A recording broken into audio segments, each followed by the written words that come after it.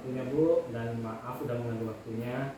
Jadi dalam kesempatan kali ini saya akan melakukan wawancara dari tugas demokrasi kontekstual modul 3.1 pengambilan keputusan berbasis nilai-nilai kebajikan sebagai pemimpin.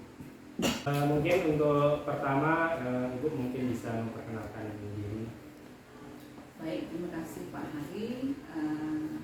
Sebagai calon guru penggerak Angkatan 3 Kota Batam, kenalkan saya Nur Hayati, Kepala Sekolah SMP Negeri 5 Kota Batam, yang merupakan juga sekolah penggerak Angkatan 2 Kota Batam.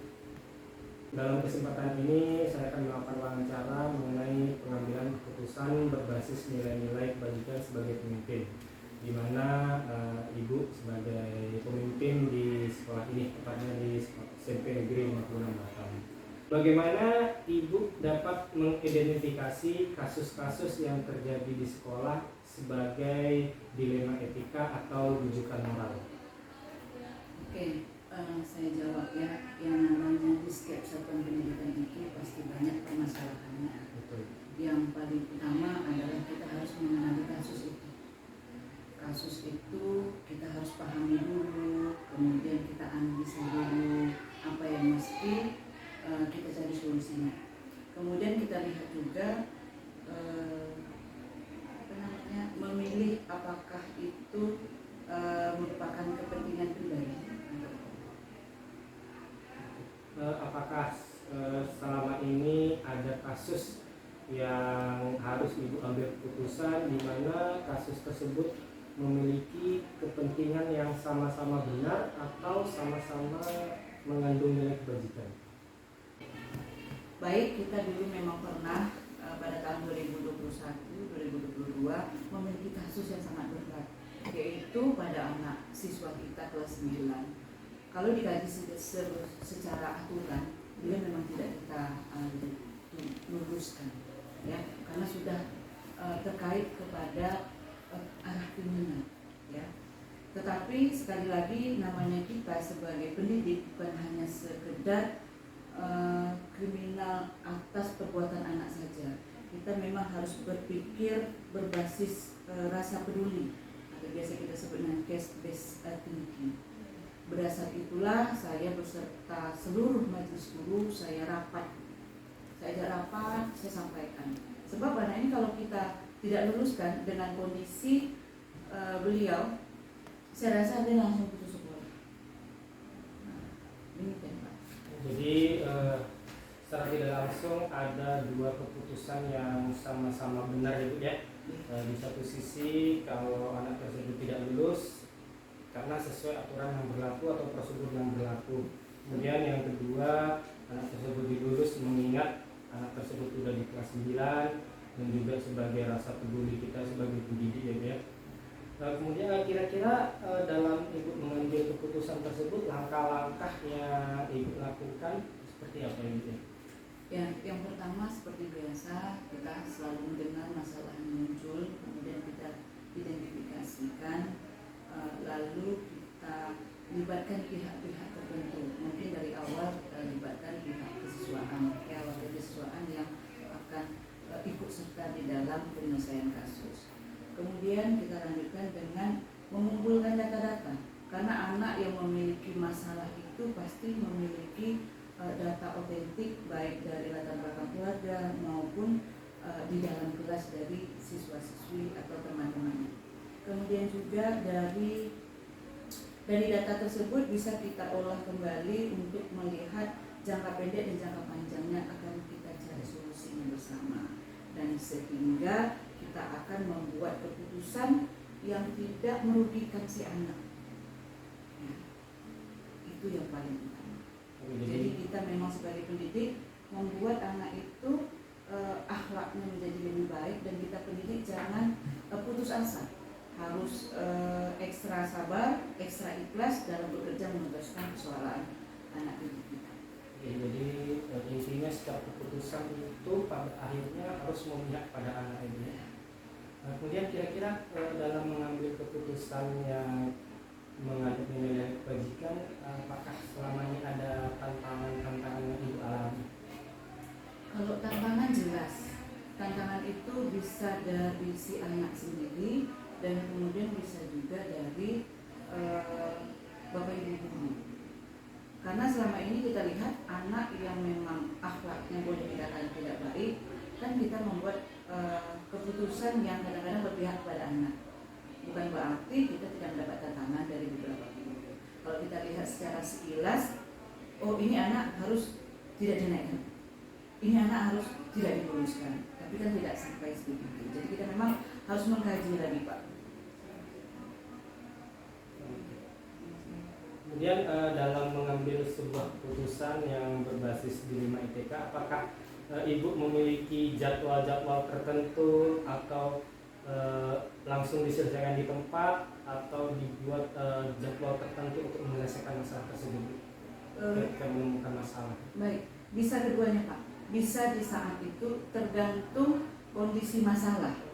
Bisa masalah itu selesai pada hari itu, bisa kita jadwalkan. Karena permasalahan kita tidak tahu apakah kita butuh data orang tuanya, kita butuh mungkin dia menyangkut apa dulu nih, yang bisa kita buat pengambilan keputusannya memang betul berbasis kebajikan terhadap si anak sendiri. Jadi harus kita lihat urgensinya itu ya. Kalau bisa diselesaikan di tempat. Kalau misalnya butuh data-data penunjang mungkin dijadwalkan gitu ya. Kemudian itu apakah ada faktor-faktor yang membantu Ibu atau apakah ada orang yang membantu Ibu dalam mengambil sebuah keputusan? Terkadang bisa dari saya sendiri dan lebih banyak saya berkoordinasi kepada pihak-pihak terkait, terutama kalau menyangkut anak mungkin ke wakil kesiswaan, kemudian pihak sekolah, kemudian kita libatkan orang tua siswa agar keputusan yang kita ambil berdasarkan permasalahan yang di anak tadi betul tepat. Berarti ada kolaborasi ya dengan. Dari kesimpulan wawancara ini Bu, kira-kira pembelajaran apa yang bisa saya petik dari pengalaman Ibu sebagai pemimpin dalam keputusan pengambilan dilema etika? Oke, pengambilan keputusan berbasis nilai kebajikan sebagai pemimpin itu sangat penting. Terkadang kita memang diarahkan dalam kondisi dilema, tetapi kita harus berpusat pada satu titik permasalahan itu apa, kemudian solusinya apa dengan cara tepat, kemudian apakah perlu waktu itu seketika kita selesaikan atau kita perlu data-data sehingga kita bisa menentukan jadwal untuk menyelesaikan juga dengan secara tepat. Jadi terima kasih ya Bu ya atas wawancaranya. Secara tidak langsung menambah wawasan saya bagaimana seorang pemimpin harus bersikap, harus mengambil sebuah keputusan ketika dihadapkan pada sebuah dilema etika. Semoga dari wawancara ini saya bisa mengambil manfaatnya dan juga terima kasih atas waktunya ya. Baiklah, dari wawancara singkat mengenai pengambilan keputusan berdasarkan nilai-nilai kebajikan sebagai pemimpin dengan Kepala Sekolah SMP Negeri 56 Batam, Ibu Nur Hayati, saya mengambil keputusan bahwa sebagai pemimpin kita pasti tidak terlepas dari dilema etika, yaitu mengambil sebuah keputusan di mana keputusan tersebut dihadapkan benar lawan benar. Jadi kita sebagai pemimpin harus mengambil keputusan yang tepat, yang memihak kepada anak dengan memperhatikan 4 paradigma dan 9 langkah-langkah pengambilan keputusan. Terima kasih, saya Hari Adi Darmanto, calon guru penggerak Angkatan 7 Kota Batam.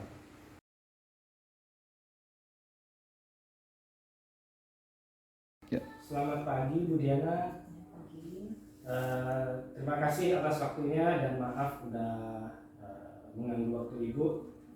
Jadi kebetulan ada tugas demonstrasi kontekstual dari modul 3.1 yaitu pengambilan keputusan berbasis nilai-nilai kebajikan sebagai pemimpin. Apakah Budi pernah mengalami sebuah dilema etika dalam pengambilan sebuah keputusan? Terus bagaimana cara Budi dapat mengidentifikasi kasus-kasus tersebut merupakan dilema etika atau sebagai rujukan moral? Dilema kasus saya pernah mengalaminya. ya pada tahun 2021 ya. Saya menjabat sebagai Ketua PPDB penerimaan siswa baru ya di SMP Negeri 56 Batam. Kasus itu pada saat penerimaan kita memiliki kuota yang terbatas jumlahnya dan sementara yang mendaftar melebihi dari kuota. Nah, di situ merupakan dilema bagi saya. Kenapa? Karena satu sisi kuota yang harus kita terima itu terbatas hanya 3 lokal. Sementara yang menerima ini diperkirakan sampai mencapai hampir 5 lokal. Nah, di situ saya pasti menjadi dilema dong kalau misalnya kita tidak menerima siswa tersebut, pasti ada akibatnya gitu ya. Kalau kita terima pun ada akibatnya, nggak kita terima pun pasti ada akibatnya sama kita. Nah itu Pak dilemanya menurut saya gitu. Oke, jadi ada 2 keputusan yang harus diambil yang merupakan dilema etika itu ya. Iya. Ketika kita sesuai prosedur, ya, pasti ada sisi positif negatifnya. Ya, betul. Dan ketika kita mengakomodir juga pasti ada sisi positif dan negatifnya. Kemudian pada saat itu keputusan yang Ibu ambil seperti apa, Bu? Nah di situ karena memang kuota kita hanya 3 kelas, otomatis yang siswa yang mendaftar di sini harus kita terima dengan konsekuensi ya Pak ya. Pastinya kalau kita mengikuti aturan itu pasti akan ada anak-anak yang tidak melanjutkan sekolah karena satu sisi ya di situ pada saat baru terjadinya pandemi Pak ya, dimana pandemi ini kan mengakibatkan beberapa sektor misalnya perekonomian masyarakat pasti menurun Pak. Nah otomatis mereka mencari sekolah yang tidak mengeluarkan biaya yang banyak karena di SMP negeri kan tidak berbeda dengan swasta, tidak membayar uang sekolah gitu ya. Otomatis masyarakat pun berbondong-bondong untuk mencari sekolah yang negeri yang tidak membayar uang SPP gitu. Nah kalau kita tidak menerima anak tersebut, otomatis pasti orang tua itu bingung mencari sekolah kemana anak-anak itu kalau tidak masuk di situ. Apalagi anak-anak yang mendaftar itu posisinya dekat dari sekolah. Nah kalau kita nggak terima pasti mereka kecewa gitu ya Pak ya, dan mereka pasti bingung mau masuk kemana gitu. Jadi langkah di situ saya koordinasi dulu dengan kepala sekolah, dengan pimpinan kita di sini bagaimana solusinya. Saya mencari, maksudnya saya berkomunikasi dengan kepala sekolah apa tindakan yang harus kita lakukan gitu. Karena saya tidak bisa mengambil keputusan begitu aja ya Pak ya, karena kan saya punya pimpinan gitu. Jadi saya berkoordinasi dulu dengan kepala sekolah. Jadi melihat zonasi juga ya Bu ya, kemudian faktor ekonomi pasca pandemi. Kemudian dalam pengambilan keputusan apakah ada tantangan-tantangan yang Ibu alami dalam mengambil keputusan yang bersifat dilema etika seperti itu? Pasti Pak, banyak tantangan yang saya hadapi ya. Kalau misalnya saya terima, kalau saya tidak terima pasti saya mendapat tantangan dari orang tua. Orang tua pasti banyak yang protes gitu ya, kenapa nggak bisa masuk sementara anaknya dekat dari sekolah gitu, kenapa sekolah tidak mau membantu gitu untuk menerima anak tersebut gitu, pasti orang tua pada protes. Terus kalau misalnya kita terima, nah kita kan punya prosedur ya Pak ya, sudah ditentukan kuota kita berapa yang masuk di sini. Kalau saya tidak ikut prosedur pasti saya disahkan gitu kan Pak. Nah, seperti itu Pak tantangan yang saya hadapi. Jadi tantangan mungkin secara kalau boleh saya simpulkan, tantangan yang Ibu alami kemungkinan adanya dari masyarakat Ibu ya, dari pihak sekolah melalui masyarakat, dan pengambilan keputusannya juga Ibu koordinasi juga apakah sesuai dengan prosedur atau tidak, dan juga sebagian besar yang diambil akhirnya keputusan yang berbasis rasa peduli pada siswa gitu ya. Nah, kemudian Ibu apakah dalam mengambil sebuah keputusan Ibu langsung diselesaikan pada saat itu juga, atau Ibu membuat jadwal-jadwal tertentu dalam pengambilan keputusan tersebut? Nah, dari kasus ini Pak, saya mempelajari dulu. Jadi saya koordinasi kepala sekolah, saya identifikasi dulu masalahnya, lalu saya koordinasi dengan kepala sekolah. Kalau memang keputusan yang kami ambil itu pasti ada manfaatnya bagi semua, gitu Pak. Jadi kita nggak akan membiarkan anak tersebut takutnya nanti nggak sekolah atau terlantar kemana lah Pak anak itu. Jadi di sini kami mengambil, saya sebagai ketua di situ dan berkoordinasi dengan kepala sekolah untuk meminta anak-anak tersebut biarlah masuk ke sekolah itu. Jadi kita ambil langkah-langkah di situ, kita dahulukan dulu yang prioritas kita mengambil kuota itu yang sudah ada prosedurnya, lalu sisanya kita jadwalkan untuk hari berikutnya. Jadi dari kasus ini kita membuat kita memilah dulu, maksudnya kita utamakan dulu yang prosedur, lalu untuk yang selebihnya kita bikin di hari berikutnya gitu. Jadi kita memang kita buat terjadwal. Oke, baik. Dalam pengambilan sebuah keputusan, apakah ada seseorang yang membantu atau faktor-faktor apa yang selama ini dapat mempermudah atau membantu Ibu dalam mengambil sebuah keputusan dilema etika? Selain dari pimpinan saya sebagai kepala sekolah itu, ada lagi pihak lain yang terkait Pak, ya komite, misalnya dari komite sekolah. Nah di situ kita membicarakan masalah tersebut dengan komite, hal apa yang bisa menjadi untuk membantu anak-anak yang tidak ikut masuk di sini gitu, yang tidak masuk dari kuota tersebut. Jadi kita berbicara dengan pihak komite sekolah. Oke, baik Bu. Dari yang Ibu tadi sampaikan, kira-kira pelajaran apa yang bisa saya ambil atau saya petik dari pengalaman Ibu dalam mengambil sebuah keputusan dilema itu? Untuk mengambil sebuah keputusan, kalau menurut saya ya Pak, kita pelajari dulu masalahnya, ya, kita kenali dulu masalahnya apa, terus apa dampak dari masalah tersebut, nah apa tantangan yang dari masalah tersebut, terus lalu jangan kita ambil keputusan sendiri. Kita harus, karena kita punya pimpinan, kita harus ngomong dulu sama pimpinan apakah keputusan yang kita ambil salah atau benar. Jadi kita harus komunikasikan dulu Pak.